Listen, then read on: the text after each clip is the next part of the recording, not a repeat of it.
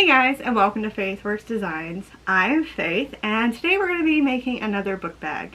Now, a couple of weeks ago, I posted this video of the Nintendo DS book bag that I made for my youngest. And a lot of you guys said that you really liked it, but you would really like to know how to do the Nintendo Switch. So in today's video, we're going to be making the Nintendo Switch book bag that everybody loves. It's a little more complicated than the DS in that you've got to put all three of these pieces together. It's pretty simple to put together, but it's not as easy as just one piece of fabric. We're going to have to actually put all of these together. The pattern is in the link down below. It is the Cricut, it's on the Cricut design space, and I'll have a link some way to get it to you guys. But it is a free pattern for you guys. Pretty easy to learn how to do. We do gussets, and there is binding involved. So if you're not really familiar with binding, it's an easier way to finish off a bag, and it's a lot quicker. So I explained in the video how to do that. Today we're also going to be working with some webbing. I got this really neat webbing, and I will link down below where I got it from. But it's a really cool store online on Facebook that I just found, and I love the shop so much because they have some really neat hardware and some really neat webbing and stuff like that. So I will link her down below. Again, the fabric is from Kimmy B Custom Fabrics. I will also link them down below, and so it's a pretty easy sew. So let's get started. So if you watched the DS video, then you're going to notice that it was all one piece, and it was a whole lot easier to do than what we're going to do today, but it's not that much more technical. So we've got our blue piece and our red piece. We went ahead, if you haven't watched this video, it'd be a good idea to take a second and just kind of peek at it. We did a little sewing around the black. So basically what I did was I put the foam down, then I put a strip of black, and then I put the red on top, and then just stitched around the edges so that it would look like that. Let's see. Now, in my mind, when I was creating this pattern, I really wanted it to look like the switch panels here were separated, but together. And that's why the edges are round, and what it came to find out that I could not figure the pattern out to save my soul. So, okay, so I've sewn a little bit, and I want to show you what I did. What you're going to do is, it's going to be 1/4 inch to put your switch thing, your controller, with the main screen. So it's 1/4 inch. Then what I did is I took my seams and I pushed them towards the screen part, and then I top stitched so that everything will lay down flat. And I didn't do this one because I wanted to show you that I did 1/4 inch. And then I'm going to turn around and I'm going to push the seams towards the screen and then top stitch everything down, and then it'll be nice and flat. The next thing that you're going to want to do after you top stitch it is you're going to want to get whatever your lining fabric is and your backing fabric. You're going to use this as your template for both your lining fabric and your backing fabric. So you'll just lay it down and then just trace it out all the way around. So you'll need 2 lining fabrics and a backing fabric. I normally use waterproof canvas. That's what I'm going to be using today. I took a piece of my waterproof canvas because that's what I'm using as my lining, and I cut out a piece that's 9 by 18. I made a mark 1 inch from each side and then connected the two. Then I moved my ruler up 1/2 inch and then connected the lines there. That way I had my zipper rectangle to be able to sew through. Alright, so I've got one piece of my lining fabric and then the zipper pocket panel. You're going to center this as best you can, and then I would go down about 1.5 inches from the top, just to make sure we're not too close to that top. And center it, and then as best you can either carry it to your sewing machine like this, or you can kind of, yeah, my clips aren't going to not work very well. So I'm going to take this to my sewing desk like it is. I'll remeasure everything, and then I'm going to go ahead and sew that little zipper box. I don't think you can see it here, but just sew your zipper box. Make sure that the zipper pocket panel and your lining fabric are both right sides together, and then sew your pocket. Alright, so I went ahead and I sewed all that up, and as you can see, I cut a slit down the middle, and then I've got the little corners all out. I'm going to turn this inside out, and if you've ever done a zipper pocket like this, it's going to be real simple. You just turn everything inside out.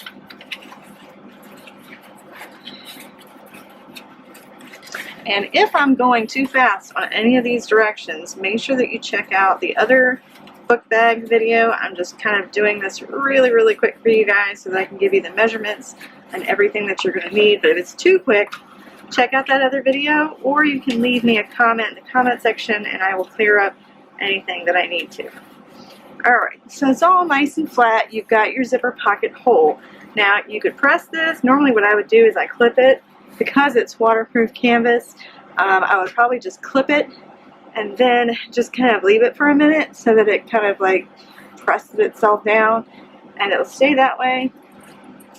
Then you're going to get your zipper. This one is way too long, but I was too lazy to cut it, so we're just going to use what we got.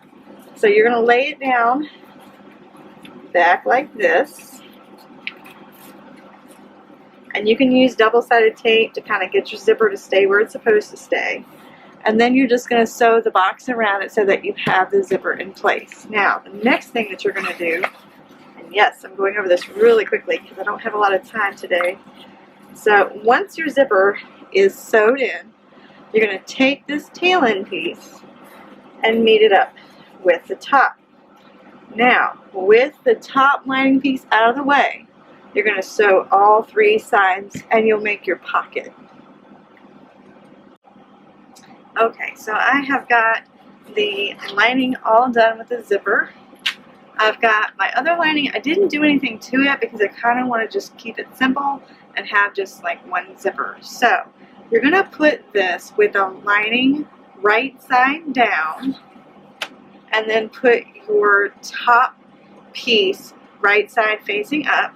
And what you're going to do is you're going to sew 1/8 of an inch all the way around and make this one piece. Now, because your front panel has the foam inside of it, you're going to want to do it in the back side too, because if you don't, the back side will just kind of like crush in on itself. So we're going to have the right side of our lining with our zipper. Then we're going to have a layer of fusible foam. We don't need the fusing part. That's fine. Then you're going to have your outside. I chose a vinyl for the outside and the zipper and gusset and all of that.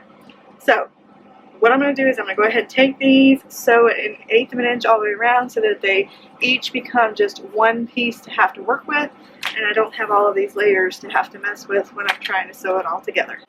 Alright, so we got our back side with our lining fabric. Everything is one piece now. We can move on to the zipper gusset. So again, you've got foam in the front and the back. You're going to need foam in your zipper gusset and your bottom gusset. So I cut a strip that is 2 1/4 inches by 26 inches. You're going to need 2 of those, and I just kind of base it around the edges so that the foam and the vinyl are all one piece. Then I got a 26-inch zipper. Make sure that you burn the ends. And then you've got 2 pieces of your lining fabric that are again 2 1/4 by 26 inches. If you have a domestic, it might be a little thick to do the foam underneath of it. I'm not sure. Let me know how it works for you if you've got a domestic and you're making this bag. Let me know how it goes. I'd really like to know because I haven't tried this on my domestic yet. So we're going to sew this just like we did a regular zipper gusset. We're going to take our right side of our vinyl to the right side of our zipper, and then we're going to take our lining, put the right side to the wrong side of the zipper, and we're going to sew all the way down one end, flip it out, and then top stitch. Alright, so we got our zipper gusset all done. You got your vinyl on one side and then your lining on the other. It's all been top stitched, and I went ahead and did 1/8 of an inch all the way around just to make sure that the lining and the vinyl were just like sandwiched as into one piece. It'll be a whole lot easier to work with later on if it's one piece. Now, send those clips flying. Okay, we've got the bottom gusset.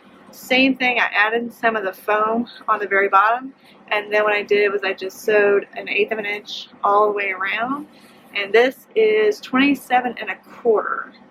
What we're going to be doing next is we're going to be taking the right side of the gusset, the zipper gusset, doesn't matter which end, putting the right side of the bottom gusset to the right side of the zipper gusset, and I find that it works so much easier when you clip this first. Okay? Then grab your bottom gusset fabric, so you're going to put right side to right side. So right side of your lining fabric to the right side of your bottom gusset lining fabric. And you're going to make that into a sandwich on both ends. And then you're going to sew at 1/4 of an inch to make them all come together. So I'm going to go ahead while I'm here and do it on this side. Just like you would do a regular gusset on another purse, you're going to 1/4 of an inch sew it like this and then flip it inside out. And I'll show you what I do later. Alright, let's sew it. Alright, so 1/4 of an inch I've sewn on both ends. Now we're going to flip it inside out.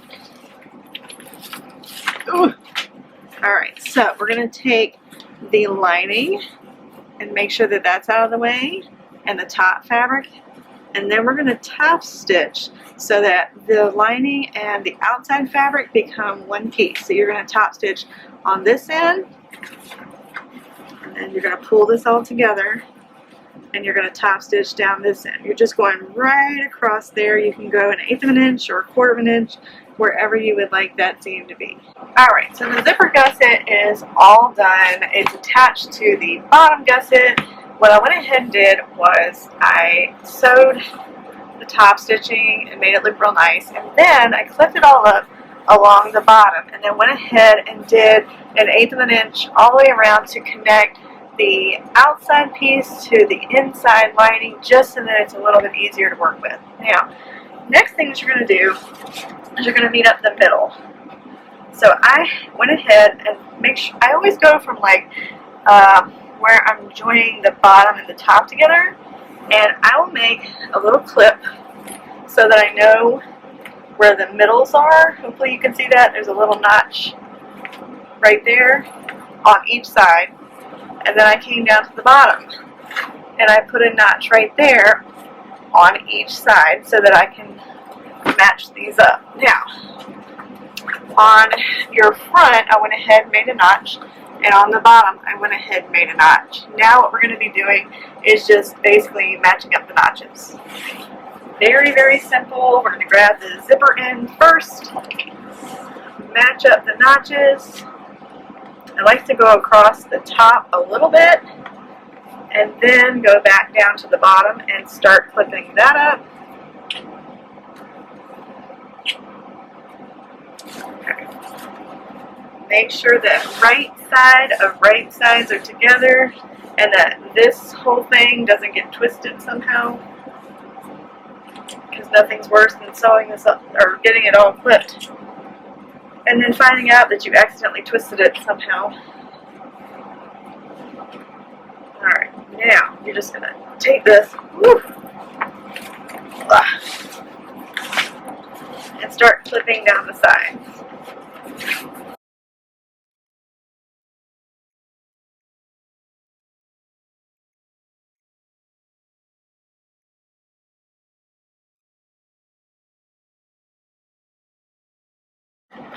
Alright, let's go sew it. Okay, so I found this really cool webbing, and I will link it down below where I got it from if my camera will focus. And I thought it was really cool. So we're going to use that. And in order to be able to use this, we're going to need some bigger D-rings. I got these on Amazon. And then we're going to need a bigger slider. I also got that on Amazon. Okay, so we're going to need something to attach the D-rings with. So I have got a piece that is 3 by 4, and we're going to mark the middle. And I've got some double-sided tape that I'm just going to meet them in the middle. Just like that. And then what I'm going to do is I'm going to top stitch them all the way around, probably about a 3 8 in, down, and back up again. And then these are going to go for our D-rings. And then they're just going to go down at the bottom, just like this. I would base stitch these in place, that way they're not moving around, and we can focus on the webbing next. Now, we've got those all in place. I could have used the webbing, whatever you choose to do. Alright, so we got our webbing, and so we're going to do this a little backwards, just so that my left-handed brain is going to be easier for me to be able to sew this. So, I'm going to grab my slider, and I'm going to put it through the slider like this. I'm going to go ahead and I'm going to sew a box so that the slider is in there nice and secure. Then after I sew it, I'm going to come back. I'm going to put the webbing through the bottom D-ring, bring it back up, make sure that this side, hopefully you can see it, the open side is facing up.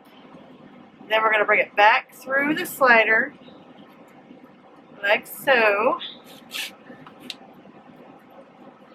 and then base stitch it right there. Then you have your little straps, and we are almost done. Oh, the strap size is 36 inches. You can kind of guesstimate what strap size you need, but that's what I'm going to use for the child size. Alright, so I decided to do this on camera so that you guys will understand what I'm doing. So I took my webbing, and on this side you can see that I made the little box and the right side of the strap adjuster, okay? Alright, so with the box facing up, with the end, the raw end here, we're going to take this and we're going to go through the D-ring. We're going to pull it through, and then we're going to go through the slider, like so. In one end and out the other. And then you're going to find the middle, and normally you'd want to like put it, you don't want to put it straight, you want to put it kind of catty-cornered like that, so that your bag straps, when you go to put them on, it'll be right. So let's do it one more time just to make sure we got everything together. Now, with that side up, pull it through the D-ring, and then you want to make sure that you see that edge. It's not on this side, but this is going to be the raw side. And you go through that slider, so we're covering that up. And then back through the slider. And then same thing, just kind of base stitch it there on the top. Alright, we're at the home stretch. Alright, we're going to grab the front of our bag, and as you can see, I did the binding all the way around. I just did 1.25 inches of my waterproof canvas and then just kind of folded it in half and sewed all the way around. You're going to make sure that everything's right side up. Also, when you're sewing on your webbing, you're going to want to make sure that it's on the right end. Forgot to mention that. Make sure that your webbing is going to be attached to the top part of your back panel so that the straps and the D-rings and everything on them, they're in the right place. Okay, don't forget to do that. Then what you're going to want to do is put the right side to the right side, and we're going to do just like we did. What is going on with my voice? We're going to do just like we did the other side. We're going to clip everything together and then sew about 1/8 of an inch all the way around, and then you're going to take your waterproof canvas binding and go all the way around, and then it's time to turn it inside out, and then you're done. Alright, so what did you think? Was it a pretty easy sew? I know we kind of went through it fast, but I had like so much to do this week. But I wanted to get this video in for you guys so that you can make book bags. Before you know it, it's going to be time for the kids to go back to school, and they all kind of need their own little book bags to be able to carry all their stuff in. So who's going to have the coolest bag at school? So I know a lot of grandmas have already messaged me from the other video that I had, and they're like, I'm making this for my grandson because he is going to be so cool this coming up school year. So I hope you guys enjoy it. I always forget to mention on my videos that I have an Instagram. So if you make something that you've watched a video and then you've made it, please tag me on Instagram. I would love to see your book bags. I would love to see what fabrics you use. I would love to see how they turn out. If you like this video, you can give it a thumbs up, or if you want to subscribe and see some more of the content that we'll be putting out. I'm debating on doing the Game Boy. Is anybody interested in me doing the Game Boy bag? Let me know. You can subscribe and see what else we do next. If you have any questions, comments, I know this video is super duper quick and I apologize. Again, I just didn't have a whole lot of time this week, but I had to make this for a customer, so I figured we'd go ahead and just do a video while I'm making it. So if I didn't explain everything, great. Just go down in the comment section and I will do my best to explain it a little better for you. If you have any comments about the Cricut design space, let me know. Thanks for joining us again on Faith vs. Designs. Bye guys.